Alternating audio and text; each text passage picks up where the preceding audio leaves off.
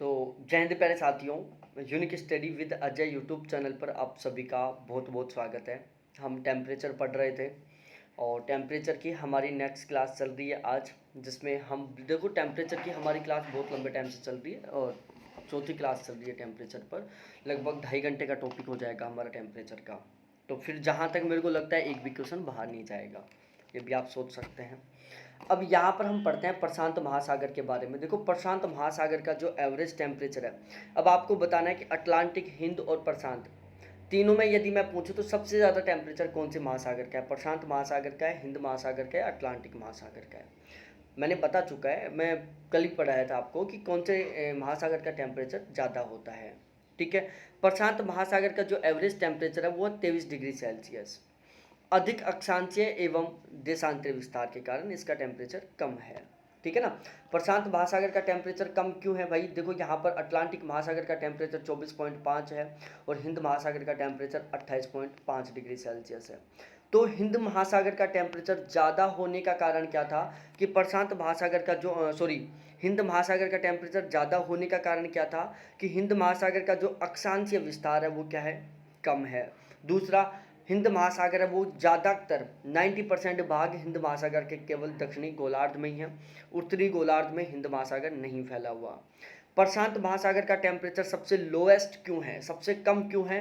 क्योंकि प्रशांत महासागर का जो अक्षांशीय और देशांतरीय विस्तार है वो सबसे ज़्यादा है। एक बार पंखे की स्पीड तेज कर लो चाहिए।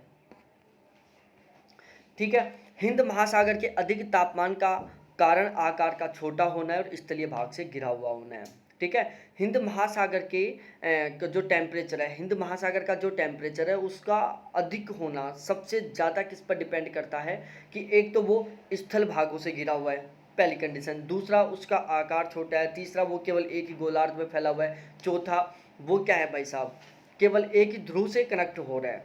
ठीक है ना भाई। कोई समुद्र है, सपोज डेट मैं समझाने की कोशिश करता हूँ, ये प्रशांत महासागर है, ये हिंद महासागर है। ठीक है, ये बीच में विषुवत रेखा है। प्रशांत महासागर ऊपर भी 90 डिग्री तक फैला हुआ है, दक्षिण में भी 90 डिग्री तक फैला हुआ है। ठीक है, कौन? प्रशांत महासागर। हिंद महासागर क्या है? दक्षिण में तो 90 तक है लेकिन ऊपर भी केवल 10 तक है। तो भाई प्रशांत महासागर तो दोनों छोरों पर, उत्तरी छोर पर भी और दक्षिण छोर पर भी ध्रुवों से टच है, तो तुलनात्मक रूप से टेम्परेचर कम हो जाएगा। हिंद महासागर का जो दक्षिणी भाग है केवल ये ही किससे टच है?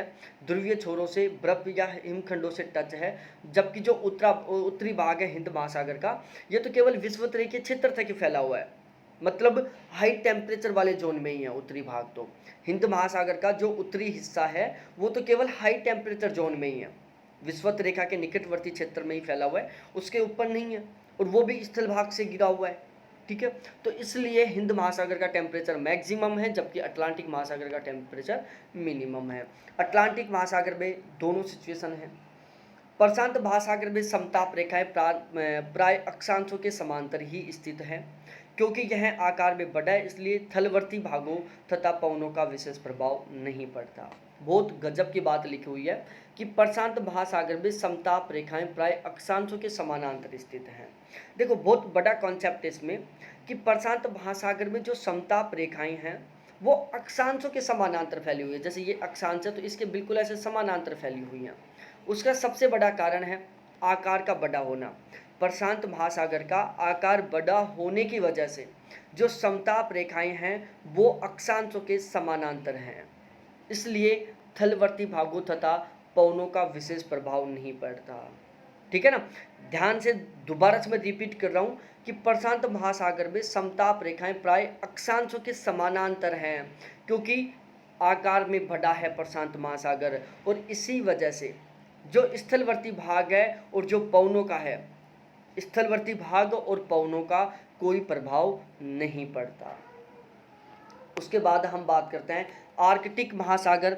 ऊपरी सतह का टेम्परेचर 0 डिग्री सेल्सियस व निचली सतह का टेम्परेचर 3 से 4 डिग्री सेल्सियस होता है। तो आर्कटिक महासागर के टेम्परेचर की मैं बात करूं तो उत्तरी सतह का टेम्परेचर 0 डिग्री सेल्सियस व निचली सतह का टेम्परेचर 3 से 4 डिग्री सेल्सियस होता है। स्थलखंड की अधिकता के कारण उत्तरी गोलार्ध में अधिक तापमान पाया जाता है। उत्तरी गोलार्ध का औसत वार्षिक तापमान 67 डिग्री फ़ारेनहाइट होता है। ठीक है ना। यह बात आपको बहुत स्पेशली याद रखना है कि स्थलखंड की अधिकता के कारण उत्तरी गोलार्ध में अधिक तापमान पाया जाता है। स्थलखंड की अधिकता के कारण उत्तरी गोलार्ध का जो टेम्परेचर वो मैक्सिमम होता है। उत्तरी गोलार्ध का औसत वार्षिक तापमान 67 डिग्री फ़ारेनहाइट होता है। दक्षिणी गोलार्ध का औसत वार्षिक तापमान 61 डिग्री फ़ारेनहाइट है। कॉन्सेप्ट नॉर्मल सा है कि उत्तरी गोलार्ध का जो टेम्परेचर है वो 67 डिग्री फ़ारेनहाइट है, व दक्षिणी गोलार्ध का जो एवरेज वार्षिक तापमान है वो 61 डिग्री फ़ारेनहाइट है।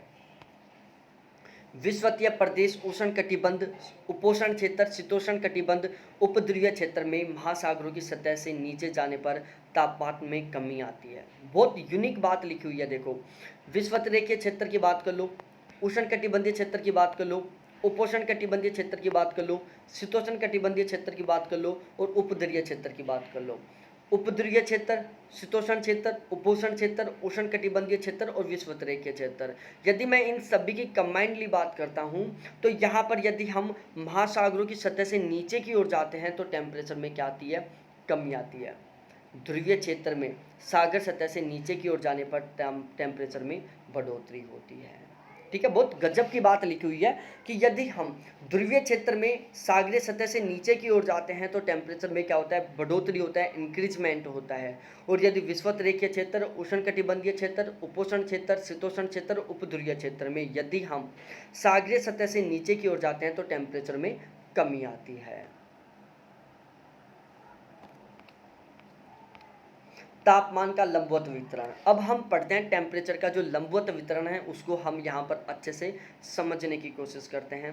महासागरों का सर्वाधिक तापमान सतह पर ही पाया जाता है। जो महासागर होते हैं उनका जो मैक्सिमम टेम्परेचर है वो सतहों पर पाया जाता है। कहाँ पर पाया जाता है, सतहों पर पाया जाता है। तो महासागरों का जो मैक्सिमम टेम्परेचर वो सतह पर पाया जाता है। देखो टेम्परेचर का क्षैतिज वितरण और लंबवत वितरण दो प्रकार का होता है। क्षैतिज वितरण में तो हम सतह से नीचे का अध्ययन करते हैं, लंबवत वितरण में, क्षैतिज वितरण में हम विषुवत रेखा से ध्रुव तक का अध्ययन करते हैं। तो क्षैतिज वितरण में हम विषुवत रेखा से ध्रुव तक के टेम्परेचर का अध्ययन कर रहे हैं और लंबवत वितरण में हम सतह से नीचे गहराई तक के टेम्परेचर का अध्ययन कर रहे हैं। तो महासागरों का मैक्सिमम टेम्परेचर सतह पर ही देखने को मिलता है। सूर्य की किरणें सागर के अंदर 200 मीटर की गहराई तक प्रवेश करती हैं। जो सूर्य की किरणें होती हैं जिसको हम फोटोस्फीयर बोलते हैं, ठीक है, प्रकाश मंडल, ये ध्यान में रखना है। यहाँ से कई बार क्वेश्चन बन चुका है कि प्रकाश मंडल की सीमा कहाँ तक निर्धारित है, तो 180 से 200 मीटर की गहराई तक निर्धारित है। प्रकाश मंडल क्या होता है, महासागर का ऐसा भाग जहाँ तक सूर्य की किरणें प्रवेश कर सकती हैं। महासागर का ऐसा भाग जहाँ तक सूर्य की किरणें प्रवेश कर सकती हैं उसको हम क्या कहते हैं, प्रकाश मंडल कहते हैं। प्रकाश मंडल की गहराई कितनी होती है, 180 से 200 मीटर तक होती है। सूर्य की किरणें 20 मीटर की गहराई तक सागरीय जल को गर्म करने में अधिक प्रभावपूर्ण होती हैं। दो बातें हैं, सूर्य की किरणें महासागरीय जल को के टेम्परेचर को बढ़ाने में या सूर्य की किरणें महासागरीय जल को गर्म करने में कितने मीटर की गहराई तक काम करती हैं। तो ध्यान रखना, सूर्य की किरणें 20 मीटर की गहराई तक महासागरीय जल को गर्म करने का काम करती है। कहाँ तक, 20 मीटर की गहराई तक। ठीक है, तो मैं रिपीट कर रहा हूँ ये लाइन कि सूर्य की किरणें 20 मीटर की गहराई तक सागरीय जल को गर्म करने का काम करती हैं। प्रकाश मंडल 180 से 200 मीटर की गहराई तक फैला हुआ है। ये सारी बातें आपको समझ में आ गई होंगी। 5 फैदम 10 मीटर 30 फीट की गहराई पर दैनिक तापांतर तथा 100 फैदम 600 फीट 200 मीटर पर वार्षिक तापांतर नहीं पाए जाते। ये बात आपको ध्यान में रखना है कि 5 फैदम 10 मीटर 30 फीट। अब ये क्या है, 10 मीटर 30 फीट 5 फैदम मैं नहीं समझाऊंगा, मैं समझा चुका हूँ। ठीक है, 1 फैदम में 2 मीटर, 1 मीटर में 3 फीट आप कन्वर्ट कर लेना। ठीक है, तो जो दैनिक तापांतर कहाँ नहीं पाया जाता, 5 फैदम की गहराई पर दैनिक तापांतर नहीं पाया जाता। वार्षिक तापांतर 100 फैदम की गहराई पर नहीं पाया जाता। तो वार्षिक तापांतर 100 फैदम की गहराई पर नहीं पाया जाता और दैनिक तापांतर 5 फैदम की गहराई पर नहीं पाया जाता।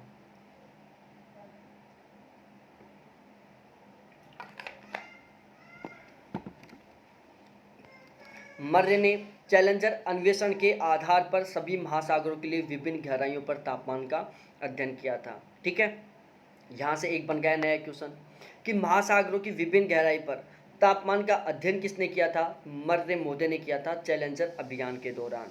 ठीक है, तो मर्रे मोदी ने चैलेंजर अन्वेषण के दौरान महासागरों की विभिन्न गहराइयों पर भिन्न भिन्न प्रकार के टेम्परेचर का अध्ययन किया था, बदलते हुए टेम्परेचर का अध्ययन किया था।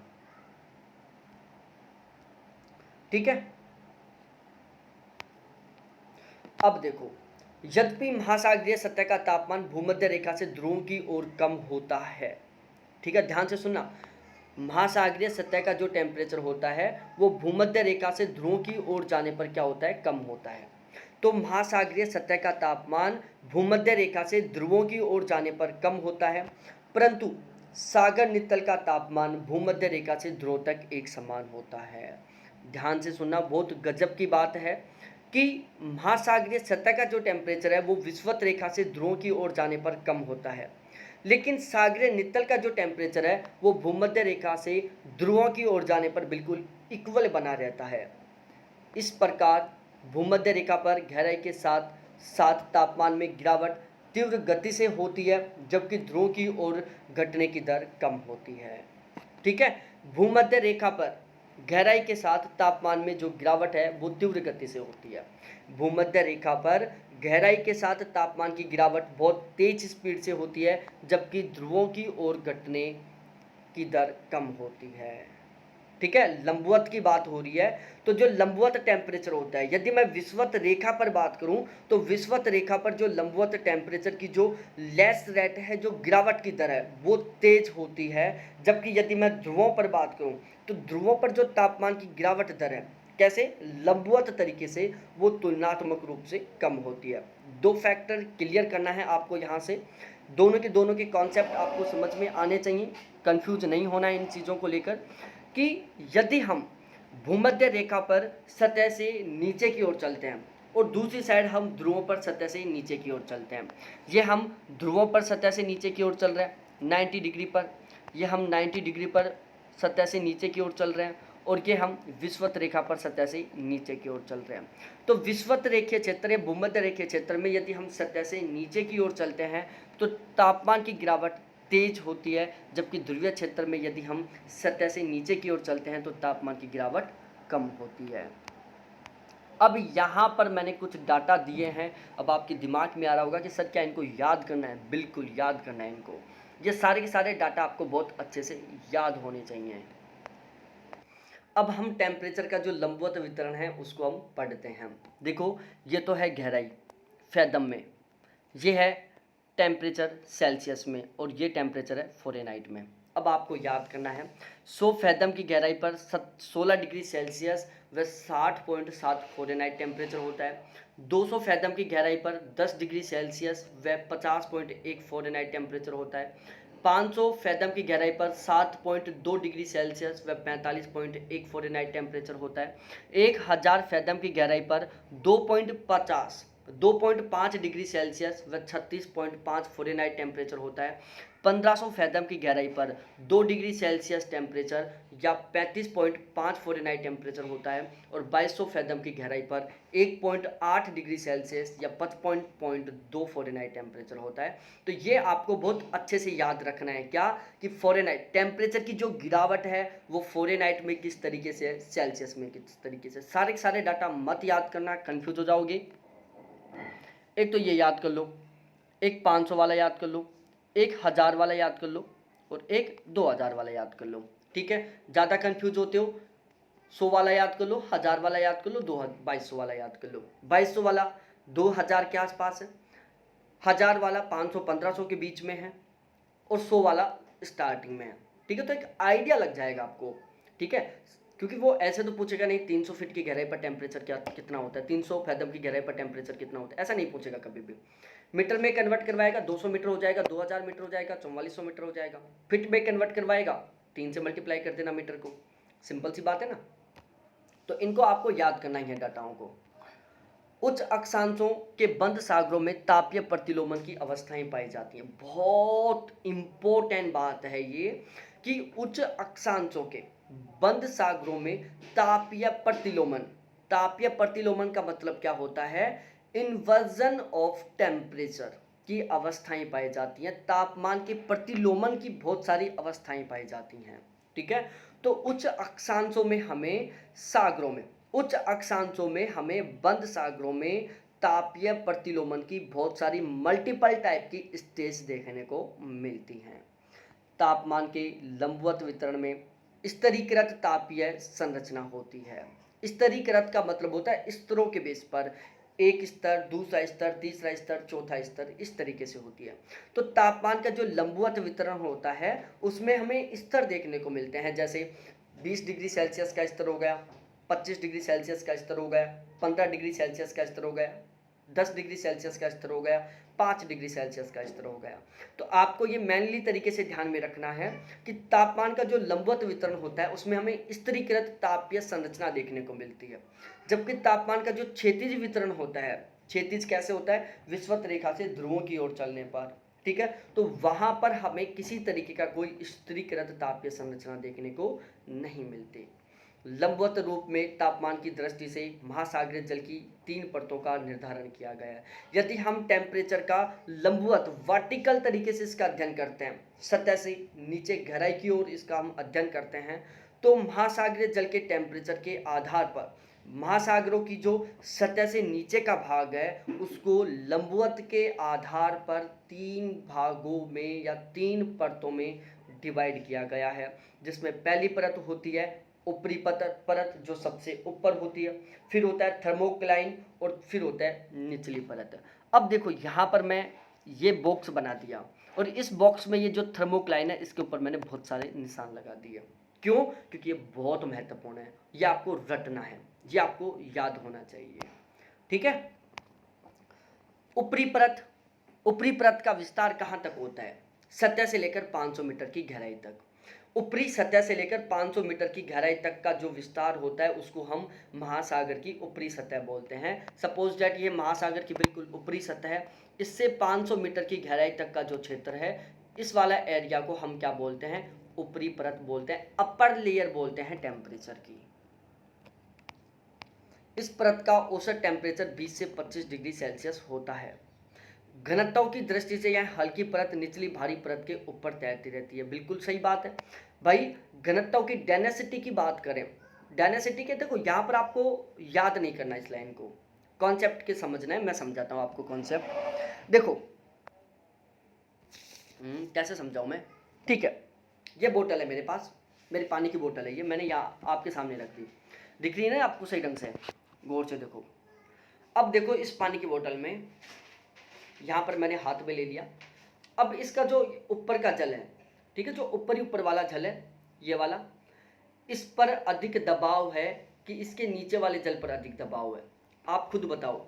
ये पानी की बोतल है मेरी, इसका जो ऊपर का भाग है, जल की जो ऊपरी परत है इस पर अधिक दबाव है, जो जल की जो नीचे वाली परत है उस पर दबाव है। जाहिर सी बात है, नीचे वाला जो जल है उस पर अधिक दबाव है क्योंकि इसके ऊपर जो ऊपर का जल है उसका भी वजन है, जबकि जो जल की ऊपरी भाग है, ऊपरी जो सतह है इसके ऊपर कोई दबाव नहीं है, बिल्कुल खाली है ये।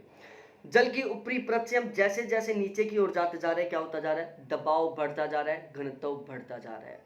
ठीक है, इस वाले भाग का घनत्व कम है, इसलिए ये अधिक घनत्व वाली परत के ऊपर तैर रही है। कॉमन सी बात है, ठीक है ना? कोई भी चीज़ किसी चीज़ के ऊपर है तो वो हल्की है तब ऊपर है ना भाई। कोई कठोर चीज़ है, सपोज दैट कोई कठोर चीज़ है जो गतिशील नहीं है, ऐसी कोई वस्तु है, तो वो तो आपस में मूवमेंट नहीं कर सकती ना। आप हल्की चीज़ के ऊपर भी भारी रख दोगे तो वो रखी रहेगी। जैसे बहुत सारी बार नहीं करते हम, जैसे अपना कोई भी टीवी उतारते हैं हम, ठीक है, टीवी अपना, उसको हम सोफे के ऊपर रख देते हैं, तो क्या सोफे का वजन ज़्यादा है, टीवी का वजन ज़्यादा है? हमारी जो एलईडी होती है वो क्रैक ना हो जाए इसलिए हम उसको सोफे पर रख देते हैं उतार कर, जबकि वजन तो टीवी का ज़्यादा है, किस पर है? सोफे पर है। तो क्या वहाँ पर उल्टा सिस्टम होगा कि हल्की परत ऊपर आ जाएगी और भारी परत नीचे चली जाएगी? कभी नहीं होगा, क्योंकि वो गतिशील नहीं है, वो स्थिर है।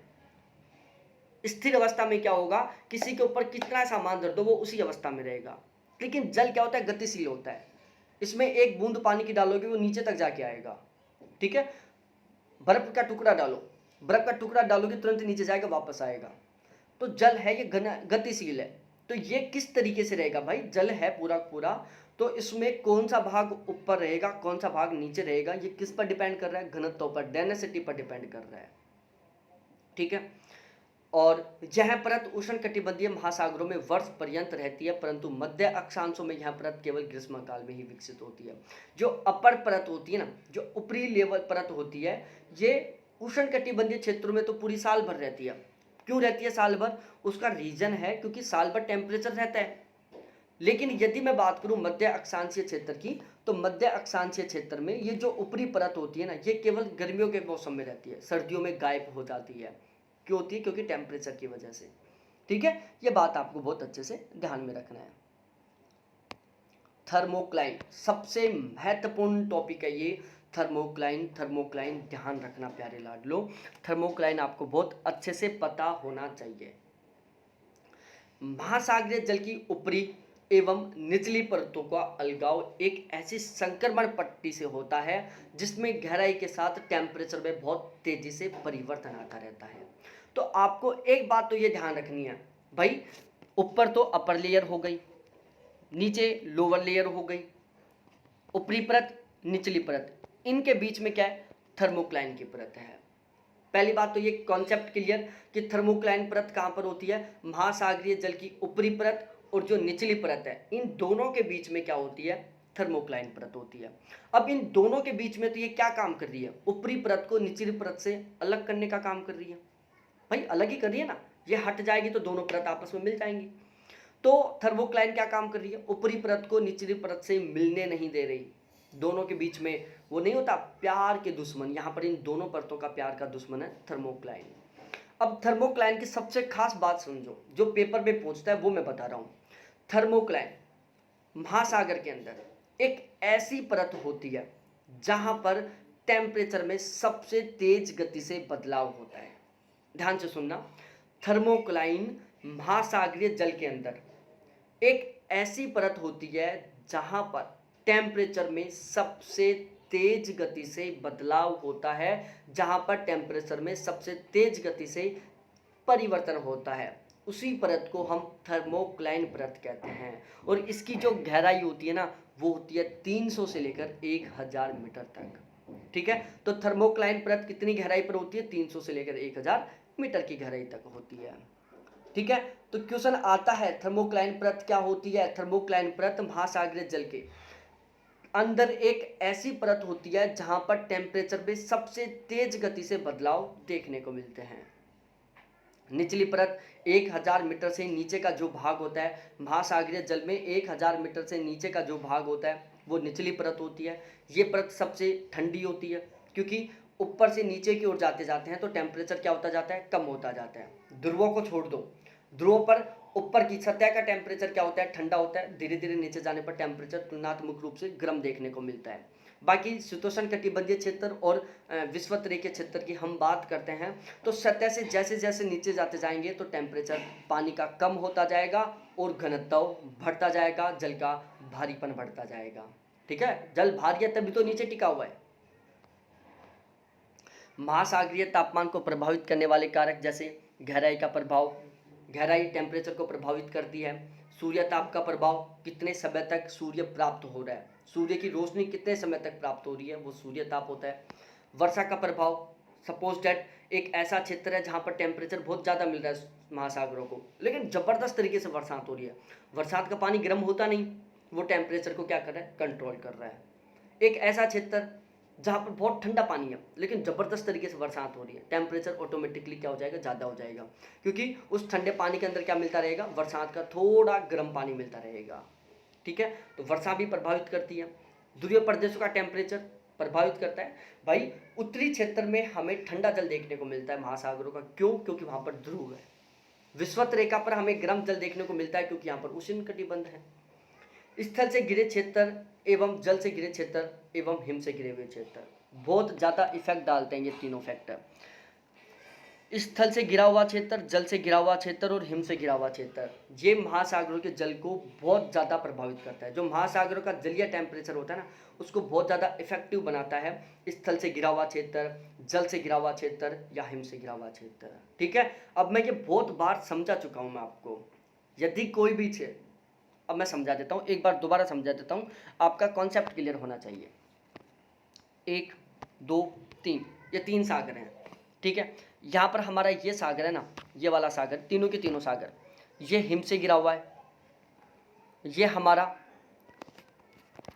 सागर से घिरा हुआ है, ओशियन से घिरा हुआ है, और ये हमारा लैंड से घिरा हुआ है, स्थल से घिरा हुआ है। ठीक है, अब देखो ये स्थल से घिरा हुआ है। स्थल की विशेषता क्या होती है? जल्दी ठंडा होना, जल्दी गर्म होना। तो इसलिए यहाँ का जो सागरीय जल है उसमें भी ये गुण देखने को मिलेगा कि ये जल कभी ठंडा होगा, कभी गर्म होगा, मतलब तापांतर में बहुत ज़्यादा अंतर देखने को मिलेगा। यहाँ पर आ जाते हैं, इसके चारों तरफ सागरी फैला हुआ है, जल ही फैला हुआ है। जल का क्या गुण होता है? धीरे धीरे ठंडा होना, धीरे धीरे गर्म होना। तो यहाँ पर टेम्परेचर स्टेबल बना होगा, मतलब वार्षिक दैनिक तापांतर में कोई अंतर नहीं देखने को मिलेगा, मामूली सा अंतर देखने को मिलेगा। यहाँ पर हिम क्षेत्र से घिरा हुआ है, तो जब कोई सपोज डैट मैं आपको एक बर्फीले क्षेत्र में ले जाकर खड़ा कर दूँ, आपका टेम्परेचर बढ़े ये इम्पॉसिबल है, क्योंकि आप बर्फ़ के बीच में खड़े हुए हो।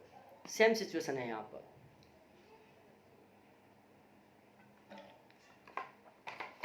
यहाँ हम ज़्यादा टेम्परेचर तो देख नहीं सकते, क्योंकि वो क्या है, वो जो सागर वो चारों तरफ से बर्फ से घिरा हुआ है, तो ऑटोमेटिकली टेम्परेचर कम देखने को मिलेगा। आ गया कॉन्सेप्ट समझ में अच्छे से? उसके बाद सागरीय जल का घनत्व, ध्यान से सुनना। सागरीय जल का घनत्व किसी भी तत्व के प्रति इकाई आयतन के द्रव्यमान की मात्रा को हम घनत्व कहते हैं। किसी भी तत्व के प्रति इकाई आयतन के द्रव्यमान या मास की मात्रा को हम घनत्व कहते हैं। घनत्व को मापने का सूत्र होता है ग्राम प्रति घन सेंटीमीटर। घनत्व को हम कैसे मापते हैं? ग्राम प्रति घन सेंटीमीटर में मापते हैं, ग्राम प्रति घन सेंटीमीटर। तो घनत्व को मापने का सूत्र क्या होता है? ग्राम प्रति घन सेंटीमीटर होता है। महासागरीय जल के घनत्व को किलोग्राम प्रति घन मीटर में व्यक्त किया जाता है। बहुत इंपॉर्टेंट बात है मेरे प्यारे लाडलों, ये ध्यान में रखना है आपको।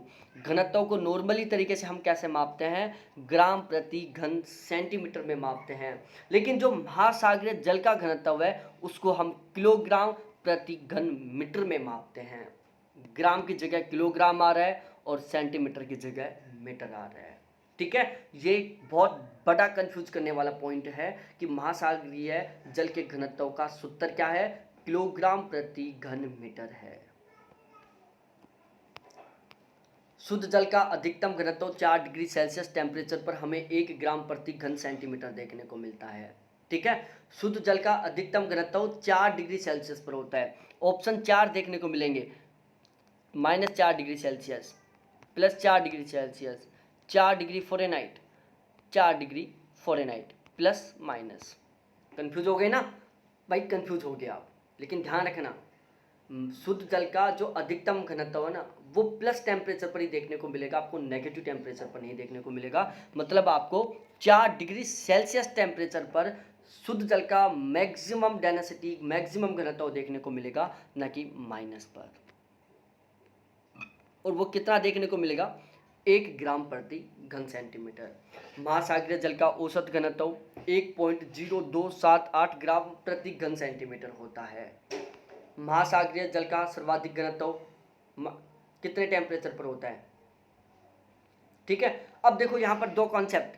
शुद्ध जल का अधिकतम घनत्व होता है +4 डिग्री सेल्सियस टेम्परेचर पर, और महासागरीय जल का मैक्सिमम घनत्व होता है -1.3 डिग्री सेल्सियस पर। ठीक है, दो कॉन्सेप्ट हैं यहाँ पर। शुद्ध जल का मैक्सिमम घनत्व होता है 4 डिग्री सेल्सियस टेम्परेचर पर, महासागरीय जल का मैक्सिमम टेम्परेचर होता है -1.3 डिग्री सेल्सियस टेम्परेचर पर। दोनों फैक्ट आपको बहुत अच्छे से पता होना चाहिए कि शुद्ध जल का मैक्सिमम घनत्व 4 डिग्री सेल्सियस टेम्परेचर पर, महासागरीय जल का मैक्सिमम घनत्व -1.3 डिग्री सेल्सियस टेम्परेचर पर। शुद्ध जल का घनत्व तापमान तथा वायुदाब पर निर्भर करता है। जो शुद्ध जल का घनत्व होता है वो किस किस पर निर्भर करता है?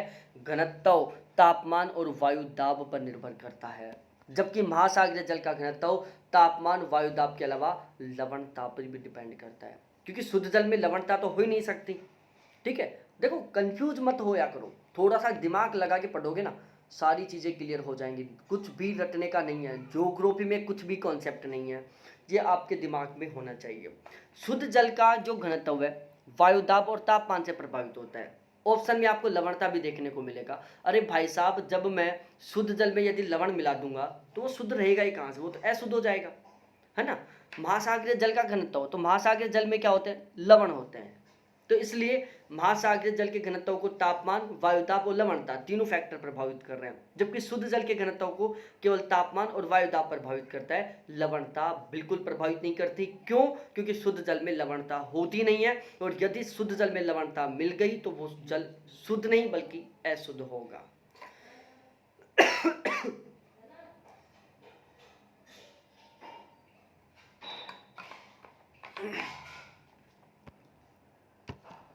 ठीक है, घनत्व के परिवर्तन के कारण सागरीय जल में अधोगमन, लंबवत गति एवं क्षैतिज गति होती है।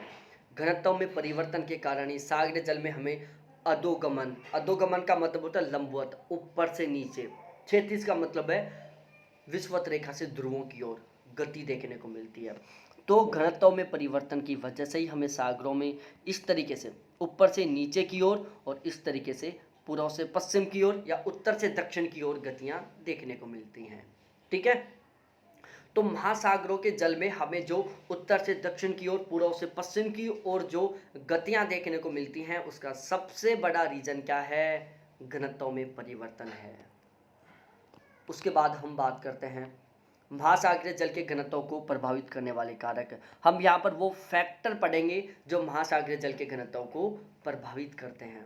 सबसे पहला आता है तापमान। सेम सिचुएशन है, वायुदाब और घनत्व दोनों आपसे आपस में मिले हुए हैं। वायुदाब नहीं, सॉरी, दाब और घनत्व। दाब बढ़ेगा, घनत्व बढ़ेगा, दाब कम होगा, घनत्व कम होगा। दाब किससे प्रभावित हो रहा था, तापमान से। तापमान वायुदाब के व्युत्क्रमानुपाती होता है, तो जायज सी बात है घनत्व भी तापमान के व्युत्क्रमानुपाती होगा। दोबारा से समझाता हूं मैं, देखो प्रेशर टेम्परेचर से जस्ट अपोजिट होता है। टेम्परेचर बढ़ेगा प्रेशर कम हो जाएगा, टेम्परेचर कम होगा प्रेशर बढ़ जाएगा। प्रेशर और डेंसिटी मतलब दाब और घनत्व दोनों आपस में लगभग लगभग मिलते हुए शब्द हैं। ठीक है, तो दाब बढ़ेगा, सपोज डैट मैं ये वस्तु है इसके ऊपर मैं दबाव बढ़ाऊं तो क्या होगा, घनत्व बढ़ेगा, और यदि इसका मैं दबाव हटाऊं तो घनत्व हटेगा। ठीक है, तो दाब बढ़ने पर घनत्व बढ़ रहा है, दाब घटने पर घनत्व घट रहा है।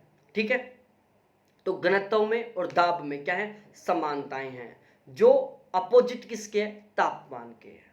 ठीक है, तो अब लिख लो ये चीज आप, दाब बढ़ने पर घनत्व बढ़ेगा, दाब के घटने पर घनत्व घटेगा।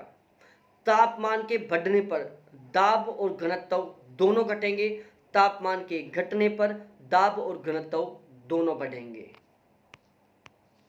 ठीक है, तापीय प्रसार या तापीय संकुचन। तापमान के अधिक होने पर सागरीय जल फैल जाता है। मैंने बोला था ना कि टेम्परेचर, जब जल का टेम्परेचर ज़्यादा हो जाता है तो जल क्या हो जाता है, प्रसारित हो जाता है, जल फैल जाता है।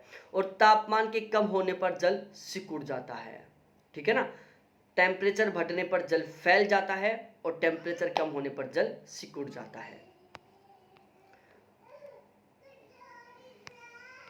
लवणता, लवणता बिल्कुल सेम चीज है भाई। लवणता बढ़ेगी घनत्व बढ़ेगा, लवणता बढ़ेगी घनत्व बढ़ेगा, जल की अशुद्धता बढ़ेगी। लवणता बढ़ेगी घनत्व बढ़ेगा, जल की अशुद्धता बढ़ेगी, सिंपल सी बात है। दबाव, दबाव बढ़ेगा घनत्व बढ़ेगा, दबाव घटेगा घनत्व घटेगा, ये सूत्र होता है समानुपाती का।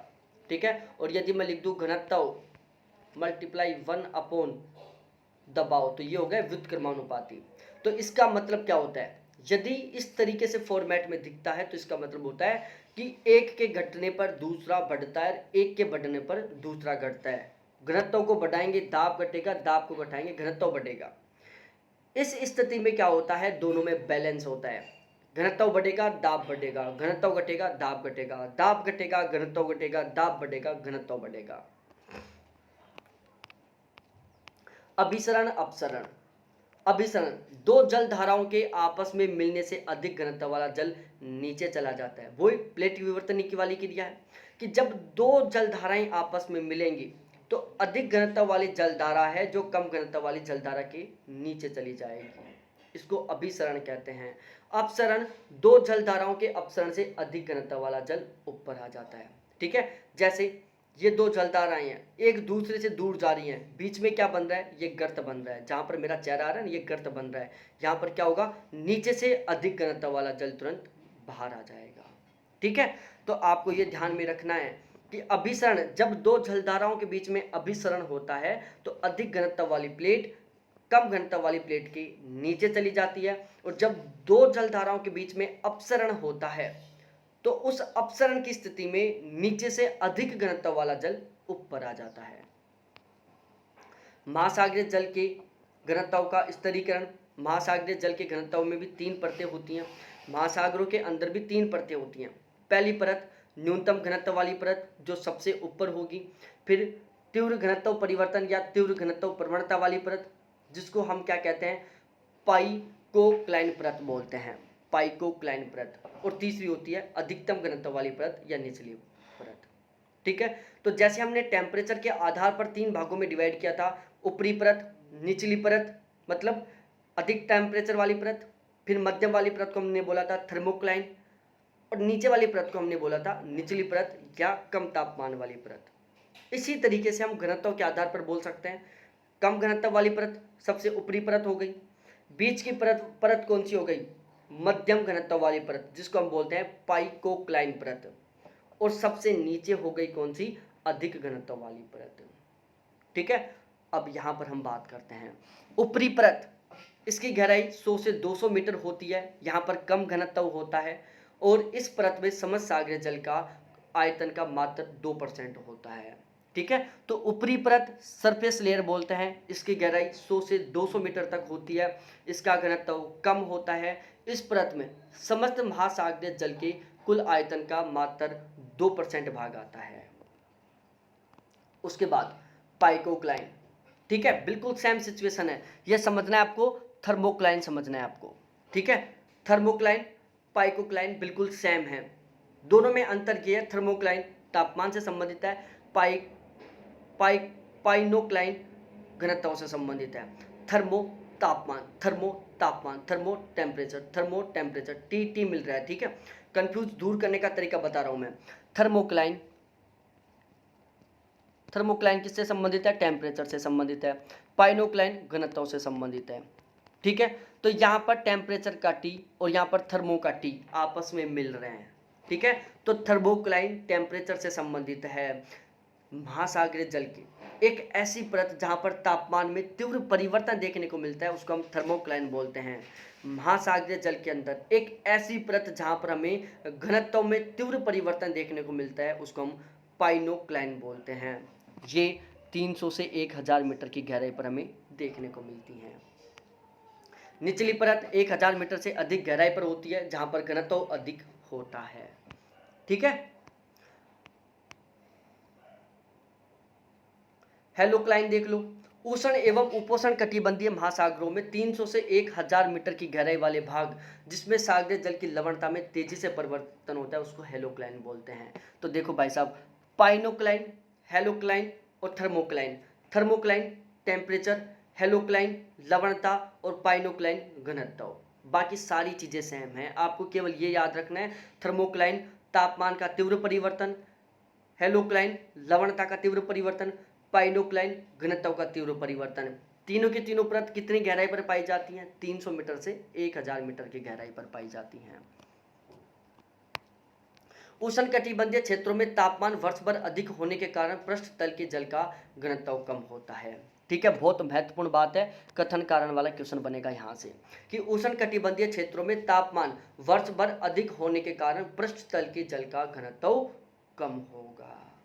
ठीक है प्यारे साथियों, तो इस तरीके से हमारा जो ताप वाला टॉपिक था और जो घनत्व वाला टॉपिक था वो आज बिल्कुल ख़त्म हो चुका। कल हम पढ़ेंगे लवणता, जिसको हम सैलिनिटी बोलते हैं। ठीक है प्यारे साथियों, नेक्स्ट डे बिल्कुल गजब तरीके से आना, तैयार होकर लवणता कंप्लीट करेंगे। बहुत बहुत धन्यवाद आपको देखने के लिए। थैंक्स बाय प्यारे साथियों। कोई डाउट हो, कोई कॉन्सेप्ट हो, व्हाट्सएप ग्रुप मेरे नंबर है आपके पास, पूछ लेना। ठीक है, क्योंकि पेड कैंडिडेटों के लिए यहाँ पर बहुत स्पेशल सुविधाएं हैं।